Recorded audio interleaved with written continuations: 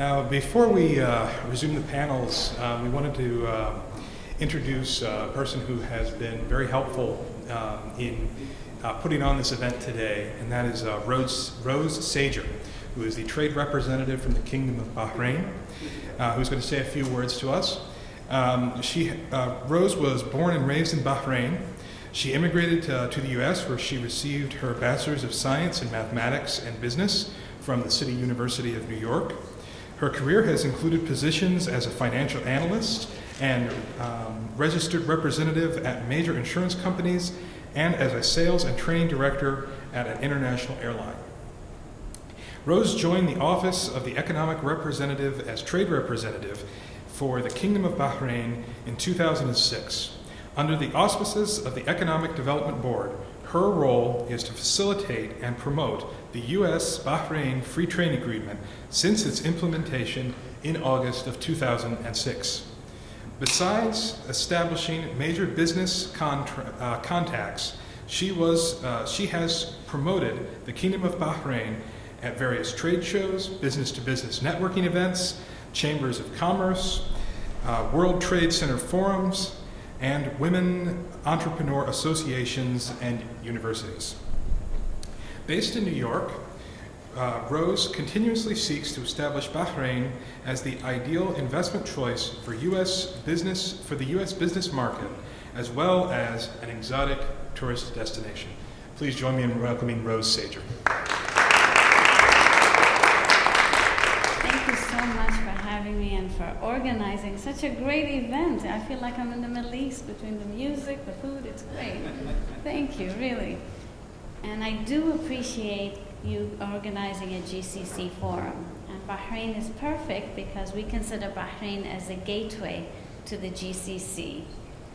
Bahrain is a small island off Saudi Arabia, and it's comprised of 33 smaller islands. During high tide, we lose just a few of them, but they reappear. It's a constitutional monarchy. We have two houses, an appointed house and an elected house. And we try to get every segment of the population represented in both. And that was the king's vision more than 12 years ago. And he introduced many, many reforms that have put Bahrain way ahead. Actually, Bahrain has been a friend of the United States for more than 100 years. We've had a friendship agreement. Missionaries came and built a school, a hospital, and a church, and they're all still standing and still operational more than 100 years later. Bahrain has had compulsory education for males and females, which is way ahead of its time considering its location. And it prides itself in always being ahead, always thinking ahead. The late Sheikh Isa, the present king's father, realized that they needed to diversify because oil was going to be in short supply. So again, another first for Bahrain. It was the first country to diversify away from oil because we knew we were going to run out soon. First discovered Bahrain, first to run out.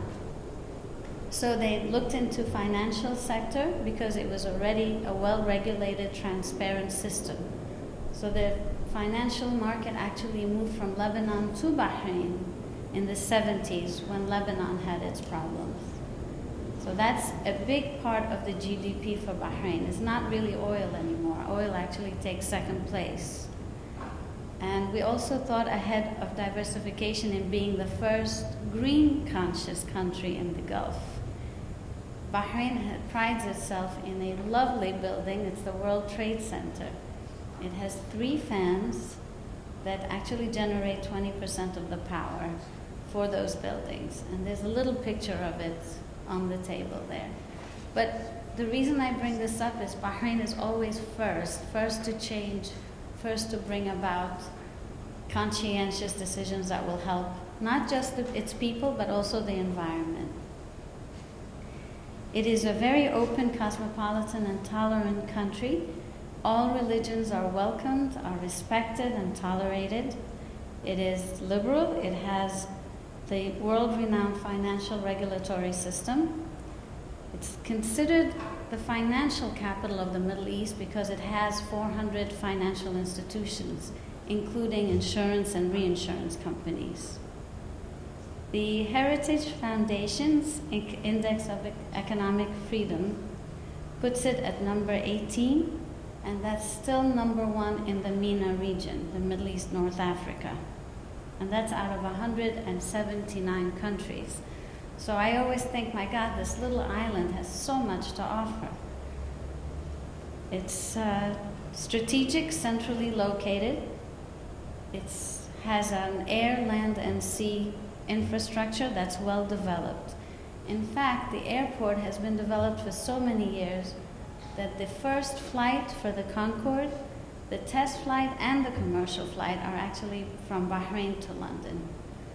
That may be a Jeopardy question one day.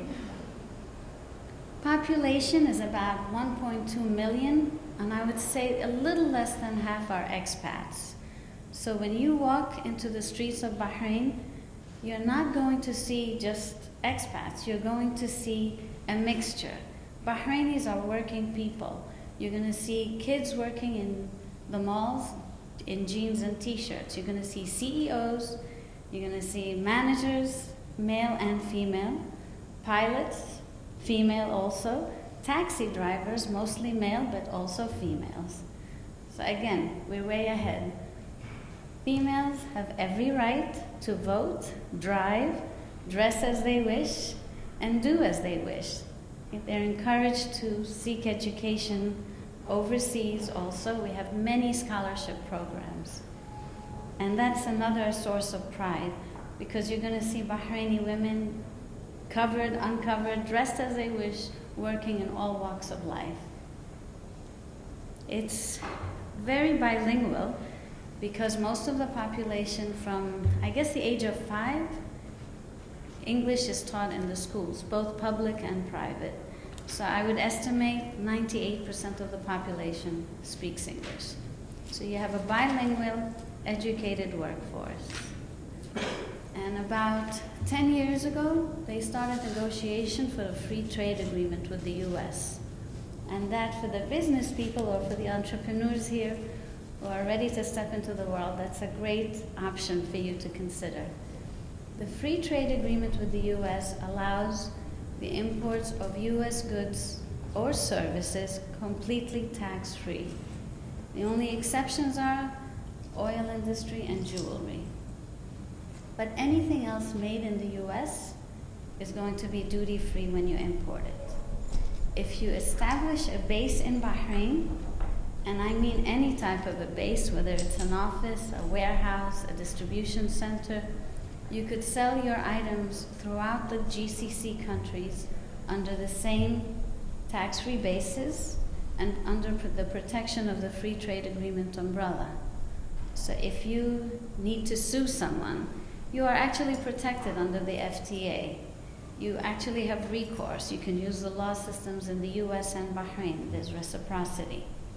If you need intellectual property laws to protect your product, it's under the FTA. So it's not just words and duties, it encompasses a lot of other benefits.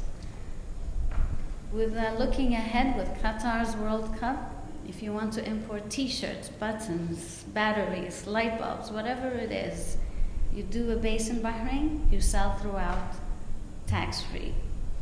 And we are connected to Saudi Arabia with a causeway, which means it gives you clear shot to go and sell to the largest consumer market almost in the world. So imagine you set up your base in Bahrain, you sell to Saudi, tax-free, no red tape, no headaches in deliveries or anything. In fact, DHL processes all their goods and services that come in from the US through Bahrain because it eliminates so much red tape, which is another testament to the country. We also have no restrictions on repatriation of profits, no value-added tax, no capital gains tax, and a US company can own it 100%. There's no need for a local partner, which is again an advantage over our neighbors. There's no exchange risk because the Bahraini dinar is pegged to the US dollar, so that eliminates one other uncertainty. We have a Bahrain Investor Center. It is located actually inside a shopping mall. They make it so easy for you to establish a business. You walk in, you apply for a company registration number. They help you at another table with the application process for internet, for banking account, for the visa for your employees, whatever goes into establishing a business. And it's all in one place, something like a room like this, just surrounded by tables. And that's another way of welcoming foreign businesses into the country. We have an international exhibition and convention center, so anytime I speak about businesses and I go to a specific industry, I always encourage companies to at least start by exhibiting there. We have an international, very famous jewelry show. We have a health and wellness fair, air show, boat show. So all these industries, when they want to set up a business, great way to start is there. And basically, I just want to let you know, we spoke a little bit about Saudi Arabia earlier. You know, a lot of the Saudis come to Bahrain every weekend to enjoy what Bahrain has to offer, and also for the freedom it gives them. They can drive, they can do whatever they wish, and the population doubles every weekend almost. And I wanted just to share the views about Bahrain, so if you have any other questions about the conditions, the culture, the politics, please let me know. And I'm leaving my business cards also in the back if anything else is required. And I hope to see you as new entrepreneurs in the Kingdom of Bahrain. Thank you. Any questions? Yes. It's not so much a question and a statement, actually. There's nothing I would love more than to see Bahrain succeed. I've lived there many years, my children were born there, and so on. But working in academia in this country and in Europe, we found out that many academics are not able to travel to Bahrain.